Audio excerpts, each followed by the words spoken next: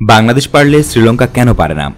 কয়েক সপ্তাহ আগে সফররত শ্রীলঙ্কার প্রধানমন্ত্রী মাহিন্দা রাজাপাকসেকে বাংলাদেশ বলেছে তারা ঋণ নেয়ার ক্ষেত্রে কতটা সতর্ক। অন্যদিকে ঋণ নেয়ার ক্ষেত্রে শ্রীলঙ্কা উদার।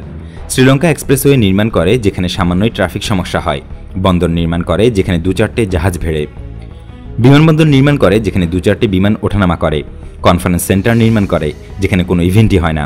প্রকৌশলীদের অনুমতি ব্যয় দ্বিগুণ খরচে প্রতিটি খাত নির্মাণ করা হয় শ্রীলঙ্কায়, আর এই অর্থ আসছে বাণিজ্যিক সুদের হারের ধার নেওয়া অর্থ থেকে। শ্রীলঙ্কার অনলাইন দ্য আইল্যান্ডে প্রকাশিত how come Bangladesh has $200 million which Sri Lanka does not শীর্ষক প্রতিবেদনে এইসব কথা লিখেছেন ডক্টর তিলক সিয়ামাবালাপেতিয়া। তিনি বিস্ময় প্রকাশ করে লিখেছেন, এখন বাংলাদেশ কি করে $20 কোটি মুদ্রা বিনিময় করে। বাংলাদেশের সবচেয়ে বড় সঞ্চয় আসে বিদ্যুৎ খাত থেকে। শ্রীলঙ্কার নেতারা যখন 2015 সাল থেকে 2019 সালের মধ্যে একে অপরের ওপর দায় চাপাচ্ছিলেন, সে সময় তারা দেশের গ্যাস টার্মিনালকে তাদের বন্ধুদের পাইয়ে দেওয়ার চেষ্টা করেছিলেন। পক্ষান্তরে 2020 সালের মধ্যে বাংলাদেশ 2টি গ্যাস টার্মিনাল তৈরি করেছে। এর ফল হিসাবে বিদ্যুৎ উৎপাদনের জন্য তেলের ব্যবহার সর্বনিম্ন পর্যায়ে নামিয়ে আনা হয়েছে। কম দামের গ্যাস ব্যবহার করা হয়েছে বিদ্যুৎ শিল্পে বাংলাদেশে। এটা খুব গর্বের বিষয় যে শ্রীলঙ্কার তৎকালীন প্রেসিডেন্ট 2015 সালে শ্যামপুর বিদ্যুৎ কেন্দ্র নির্মাণ বাতিল করে দিয়েছিলেন। শ্রীলঙ্কা ও ভারতের মধ্যে যৌথভাবে এই শ্যামপুর বিদ্যুৎ কেন্দ্র নির্মাণ হওয়ার কথা ছিল। একই সময়ে একই রকম একটি বিদ্যুৎ কেন্দ্র যৌথ উদ্যোগে নির্মাণের জন্য ভারতের সঙ্গে আলোচনা চালিয়ে যাচ্ছিল বাংলাদেশ। শ্রীলঙ্কার নেতা যখন শ্যামপুর প্রকল্প বাতিল করলেন এবং তেল চালিত বিদ্যুৎ কেন্দ্রের দিকে নজর দিলেন, তখন বাংলাদেশ তাদের মতো করে সামনে এগিয়ে গেল এবং তারা সব বাধা অতিক্রম করে বিদ্যুৎ কেন্দ্র নির্মাণ করছে। বাংলাদেশের বিদ্যুৎ কেন্দ্রটির নাম রামপাল। 1320 মেগাওয়াট বিদ্যুৎ কেন্দ্র।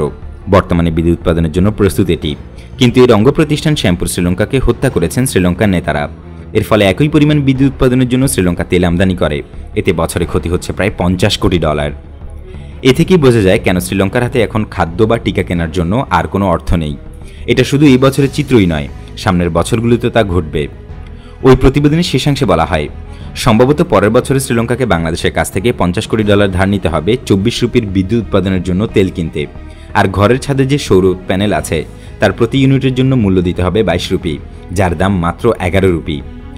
এরপর 2022 সালে হয়তো আবার বাংলাদেশের কাছ থেকে $100 কোটি ধার করবে শ্রীলঙ্কা।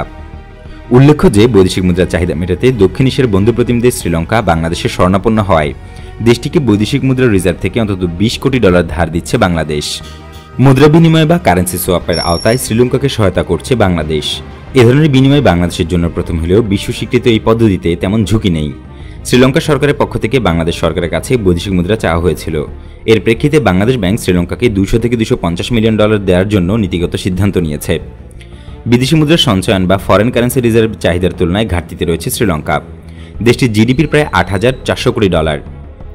বিদেশি মুদ্রার সঞ্চয়ন $400 কোটি ঘরে, যা জিডিপির 4.76%, যেখানে বাংলাদেশে এই সঞ্চয়ন জিডিপির প্রায় 12%। যেসব দেশের বৈদেশিক মুদ্রা রিজার্ভের পরিমাণ কম, তারা বিপদে পড়লে কারেন্সি সোয়াপের মাধ্যমে অন্য দেশ থেকে বৈদেশিক মুদ্রা নিয়ে আসে। শ্রীলঙ্কা তাই বাংলাদেশের কাছ থেকে সহায়তা নিচ্ছে। শেখ হাসিনার নেতৃত্বে বাংলাদেশ এগিয়ে যাওয়ার কাহিনীটি অসাধারণ। খাদ্যে ঘাটতি মোচন, বিদ্যুৎ সংকট কাটিয়ে ওঠা, অবকাঠামো উন্নয়নে বিস্ময়কর সাফল্য, 100টি শিল্পাঞ্চল প্রতিষ্ঠা, রিজার্ভের অসাধারণ স্ফীতি বাংলাদেশকে আজ বিশ্বে এক অনন্য মর্যাদার আসনে প্রতিষ্ঠিত করেছে। শুধু কিছু মানুষ সেগুলো দেখতে পায় না, আফসোস তাদের জন্য। প্রিয় ভিউয়ার্স, বাংলাদেশ শ্রীলঙ্কার সাম্প্রতিক অর্থনৈতিক সম্পর্ক নিয়ে আপনার মূল্যবান মতামত জানাতে পারেন কমেন্ট করে।